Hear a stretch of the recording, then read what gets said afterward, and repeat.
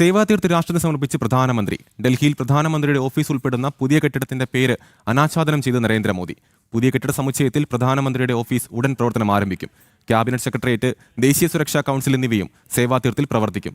വിവരങ്ങളുമായി ജിഷ്ണു കൃഷ്ണൻ ചേർന്നു. ജിഷ്ണു, സ്വാതന്ത്ര്യം ലഭിച്ചതു മുതൽ ഭാരതത്തിന്റെ ഭരണസിരാ കേന്ദ്രമായി പ്രവർത്തിച്ചിരുന്നത് ബ്രിട്ടീഷ് ഭരണകാലത്ത് നിർമ്മിച്ചിരുന്ന കെട്ടിടത്തിലായിരുന്നു. ഇപ്പോൾ നമ്മളൊരു ചരിത്രപരമായ മാറ്റത്തിന് തന്നെയാണ് സാക്ഷ്യം വഹിച്ചിരിക്കുന്നത്, അല്ലേ?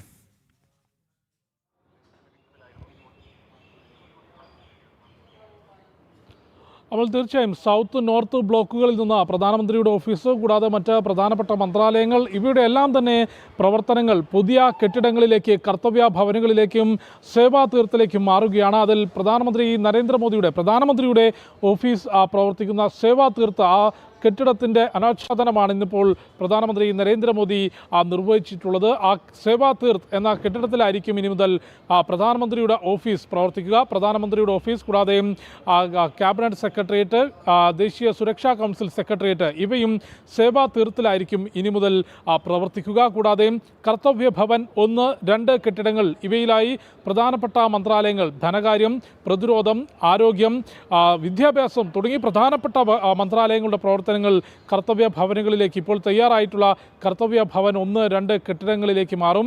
ബ്രിട്ടീഷ് ഭരണകാലത്ത് നിർമ്മിച്ച സൗത്ത് നോർത്ത് ബ്ലോക്കുകളിൽ നിന്ന് പൂർണ്ണമായും ഭരണസിരാ കേന്ദ്രം ഈ പുതിയ കർത്തവ്യ ഭവനുകളിലേക്കും സേവാതീർത്തിലേക്കും മാറുകയാണ്. അതിൽ പ്രധാനമന്ത്രിയുടെ ഓഫീസ് നിലകൊള്ളുന്ന കെട്ടിടത്തിൻ്റെ പേര് തന്നെ സേവാതീർത്ത് നാഗരിക് ദേവോ ഭവ എന്നുള്ളതാണ്. എത്രത്തോളം രാജ്യത്തെ ജനങ്ങൾക്ക് പ്രാധാന്യം നൽകുന്നുണ്ട് എന്നുള്ളത് ആ പേരിൽ നിന്ന് തന്നെ നമുക്ക് വ്യക്തമാകും. നേരത്തെ രാഷ്ട്രപതി ഭവൻ മുതൽ ഇന്ത്യ ഗേറ്റ് വരെ നീണ്ടു നിൽക്കുന്ന ആ പ്രദേശം രാജ്പത്ത് എന്ന ആ വീതിയുടെ പേര് മാറ്റിക്കൊണ്ട് കർത്തവ്യപഥ് എന്നാക്കുകയും ജനങ്ങളോടുള്ള കർത്തവ്യമാണ് സർക്കാരിന് അല്ലെങ്കിൽ കേന്ദ്ര സർക്കാരിന് മുന്നിൽ ഏറ്റവും പ്രധാനപ്പെട്ട കാര്യം എന്ന പ്രഖ്യാപനവും നരേന്ദ്രമോദി നടത്തിയിരുന്നു. അത്തരത്തിലൊരു ആശയത്തിൻ്റെ കൂടി ഭാഗമായിരുന്നു. കൊളോണിയൽ സംവിധാനത്തെയും അതിൻ്റെ അടയാളങ്ങളെയും പൂർണ്ണമായും ഒഴിവാക്കുക എന്ന വ്യക്തമായ ആശയത്തിൻ്റെ കൂടെ ഭാഗമായിരുന്നു സെൻട്രൽ വിസ്ത എന്ന പദ്ധതിക്ക് മോദി സർക്കാർ രൂപം നൽകിയത്. അതായത് രാഷ്ട്രപതി ഭവൻ മുതൽ ഇന്ത്യ ഗേറ്റ് വരെ നീണ്ടു നിൽക്കുന്ന ആ പ്രദേശത്തിൻ്റെ സമഗ്രമായ മാറ്റം. പഴയ പാർലമെൻറ്റ് കെട്ടിടം മാറ്റി പുതിയ പാർലമെൻറ്റിൻ്റെ മന്ദിരം നിലവിൽ വന്നു. അതിനുശേഷം ഇപ്പോൾ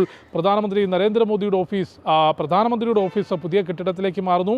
മന്ത്രാലയങ്ങൾ പ്രവർത്തനം മാറുന്നു. കൂടാതെ ഈ കർത്തവ്യ പഥിനപ്പുറത്തേക്ക് ഡൽഹിയിൽ മറ്റ് സ്ഥലങ്ങളിൽ വാടകയ്ക്കും അല്ലാതെയും പ്രവർത്തിക്കുന്ന മന്ത്രാലയങ്ങളുടെ പ്രവർത്തനവും വളരെ വൈകാതെ തന്നെ ഈ കർത്തവ്യ പഥിന് ചുറ്റുമുള്ള കർത്തവ്യ ഭവനുകളിലേക്ക് മാറും. അതിൻ്റെ ഏറ്റവും ആദ്യത്തെ പടി എന്നുള്ള രീതിയിലാണ് പ്രധാനമന്ത്രിയുടെ ഓഫീസ് സേവാതീർത്തിലേക്ക് മാറുന്നത്. അതിൻ്റെ അനാച്ഛാദന ചടങ്ങാണ് ഇന്നിപ്പോൾ പ്രധാനമന്ത്രി നരേന്ദ്രമോദി നിർവഹിച്ചത്.